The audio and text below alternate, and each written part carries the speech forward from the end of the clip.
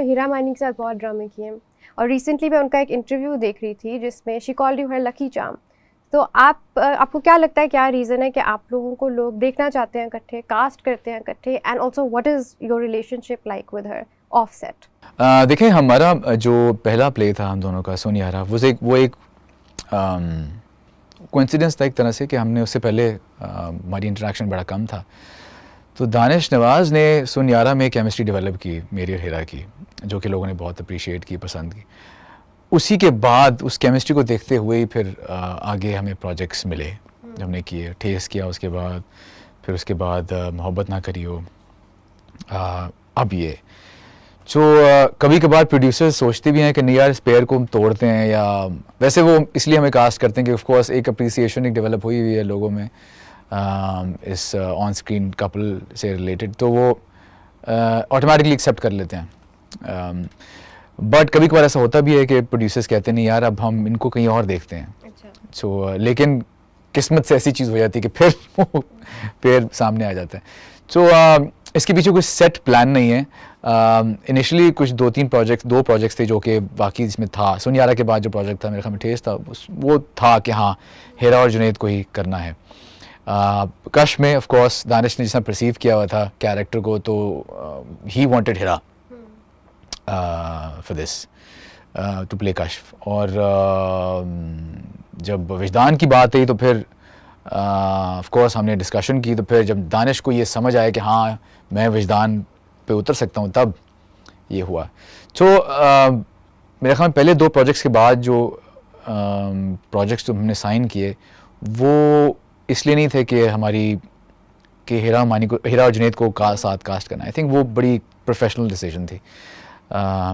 Actually वो भी professionally होती है क्योंकि जिस तरह लोग देखते हैं हमारी केमिस्ट्री को तो लोग अप्रिशिएट करते हैं। कपल बन जाता है एक्ट्रेस काजल एंड शाहरुख, बिल्कुल बन जाता है। और काजल एंड शाहरुख की भी यही थी कि that's a good thing because इसका मतलब है then people are they're noticing you और वो आप पे कुछ वो ऑलरेडी उनकी केमिस्ट्री को अंडरस्टैंड एक्सेप्ट कर चुके होते हैं। सो काजल शाहरुख का भी यही था, भी बहुत अच्छे दोस्त बहुत अच्छे दोस्त थे, और क्योंकि इतने अच्छे दोस्त थे तो उनके बीच में कोई आइस ब्रेकिंग वाली थी नहीं, तो ऑटोमेटिकली केमिस्ट्री कंफर्ट लेवल था, तो ऑटोमेटिकली केमिस्ट्री नजर आती है और परफॉर्मेंस पे ध्यान होता है। सो मेरा हीरा का भी यही है, हम इतना अरसा हमने काम किया है, हम इसको एक दूसरे को अंडरस्टैंड करते हैं, हमारी फैमिलीज एक दूसरे को जानती हैं, वर्किंग स्टाइल भी आप लोग एक दूसरे का अंडरस्टैंड करते हैं। तो इस तरह जो है वो एक्चुअल काम पे जो है ना वो चीज़ निकल के आती है और हम कंटेंट पे ध्यान दे रहे होते हैं।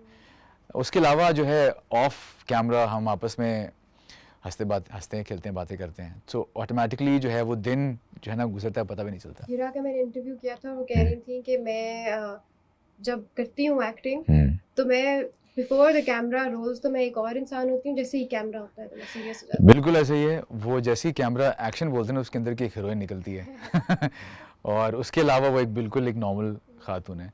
तो ऑफ स्क्रीन तो हम वैसे एक नॉर्मल लोग हैं, लेकिन हाँ वो कैमरा ऑन होता है तो ट्रिगर उसका चलता है और वो एकदम हीरोइन बन जाती है। अच्छा, आपने विजदान की बात की। विजदान एक बड़ा डिफिकल्ट कैरेक्टर है इन द सेंस के कम बोलता है, but you know he has a good heart, he is responsible. मुझे लगता है जो correct me if I am wrong, जो एक्टर ज़्यादा लाउड नहीं होते या जो ज़्यादा अग्रेसिव नहीं होते, वो प्ले करना शायद ज़्यादा मुश्किल होता है because there's less like emotion up and down. Do you agree with that? और कितना मुश्किल था विजदान को? You've done a fantastic job by the way. Very very good. So how difficult was it to do Wijdan, play Wijdan? मैंने वैसे loud चीज़ें कम ही की हैं, टेलीविज़न में की हैं वैसे, लेकिन मैं अंडरस्टैंड करता हूँ इस चीज़ को कि टेलीविज़न बड़ा सटल मीडियम है।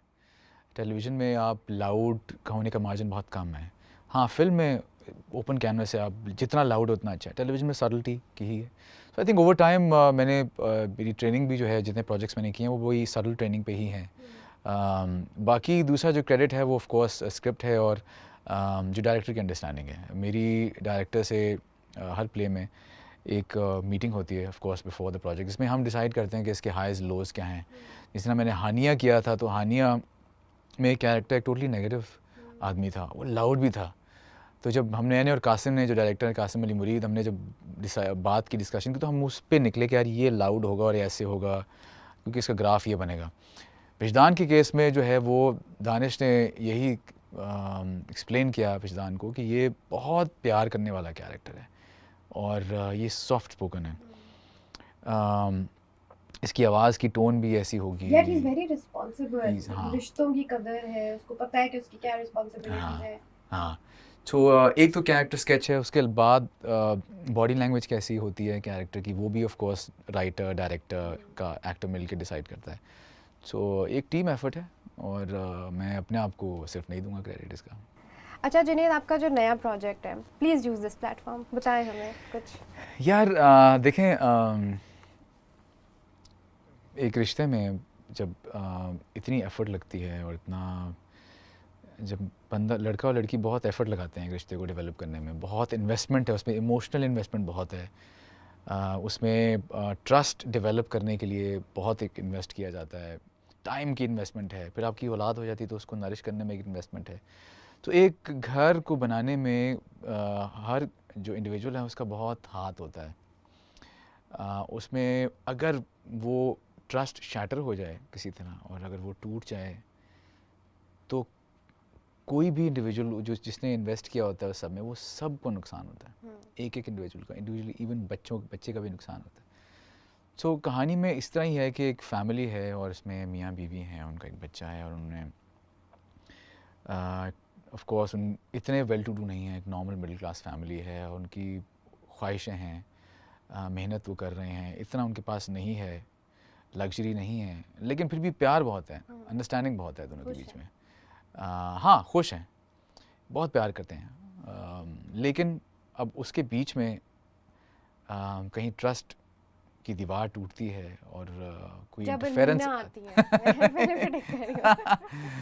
तो तब जो जब वो एक वो कहते हैं ना, वो शीशे का जो एक होता है घर होता है, वो बड़ा फ्रेजाइल होता है, बहुत नाजुक होता है, वो टूटता है ना तो फिर सब हिल जाते हैं।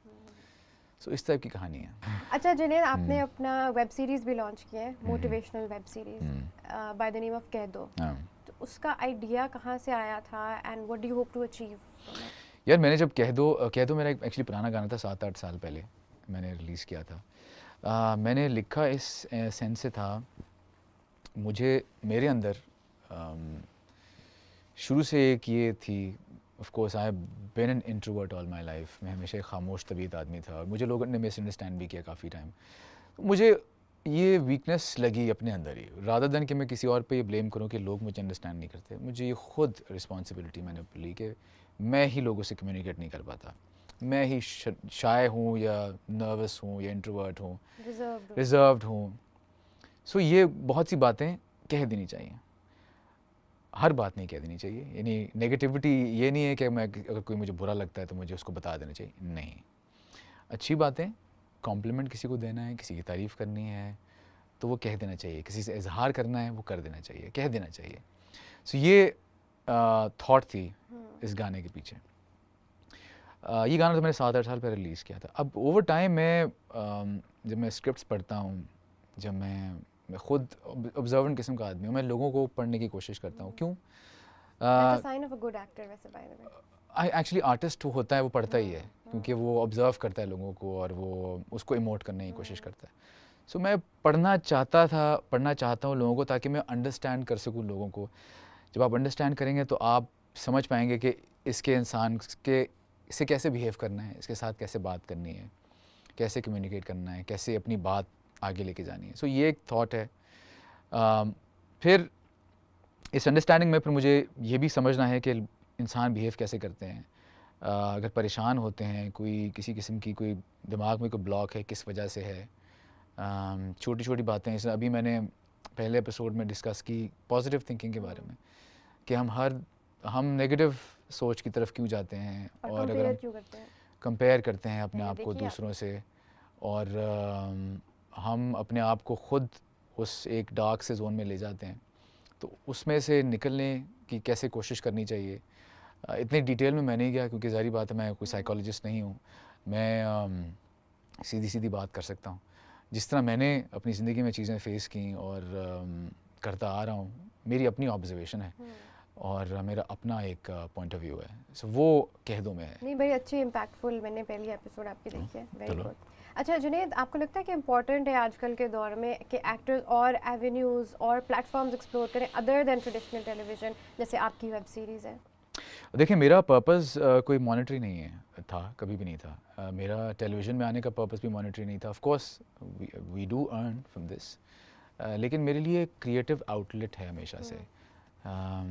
मुझे अक्सर लोग कहते हैं कि यार आप कोई आप किसी कंट्रोवर्सी में इंटरफेयर नहीं करते, आप सोशल मीडिया की प्रेजेंस है लेकिन आप कोई इस तरह की चीज़ें नहीं करते जिससे कि एकदम कोई शॉक लगे लोगों को, क्योंकि शॉक वैल्यू से फैंस बढ़ते हैं, फॉलोअर्स बढ़ते हैं।